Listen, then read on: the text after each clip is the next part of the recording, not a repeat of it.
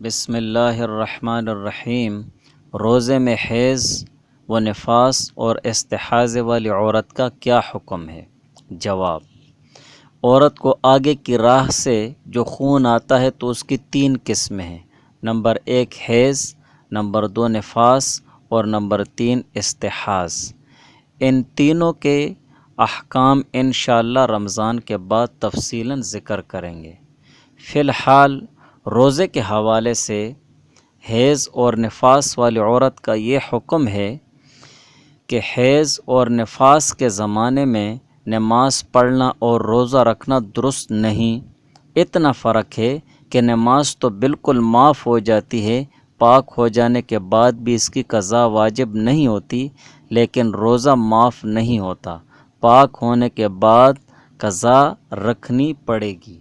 اور استحاضہ کا حکم یعنی استحاض وہ خون ہے جو حیض اور نفاس کے علاوہ عورت کو آگے کی راہ سے آتا ہے، اور یہ خون بچہ دانی سے نہیں ہوتا ہے بلکہ کسی اور جگہ سے یا رگ سے آتا ہے، اور اس کا حکم ایسا ہے جیسے کسی کے نکسیر پھوٹے اور بند نہ ہو، اور اس کے احکام معذور کی طرح ہیں، یعنی ایسی عورت نماز بھی پڑھے گی اور روزہ بھی رکھے گی۔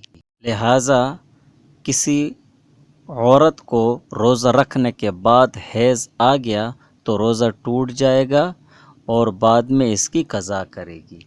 اور اب اگر کوئی عورت رمضان شریف میں دن میں پاک ہوئی تو اب پاک ہونے کے بعد کچھ کھانا پینا درست نہیں ہے، شام تک روزہ داروں کی طرح رہنا واجب ہے، لیکن یہ دن روزے میں شمار نہ ہوگا بلکہ اس کی قضا رکھنی پڑے گی۔ اور اگر رات کو پاک ہوئی تو اب صبح کو روزہ نہ چھوڑے، اگر رات کو نہ نہائی تب بھی روزہ رکھ لے، صبح کو نہا لے۔ اگر صبح ہونے کے بعد پاک ہوئی تو اب پاک ہونے کے بعد روزے کی نیت کرنا درست نہیں، لیکن کھانا پینا بھی درست نہیں ہے، اب دن بھر روزہ داروں کی طرح رہنا چاہیے۔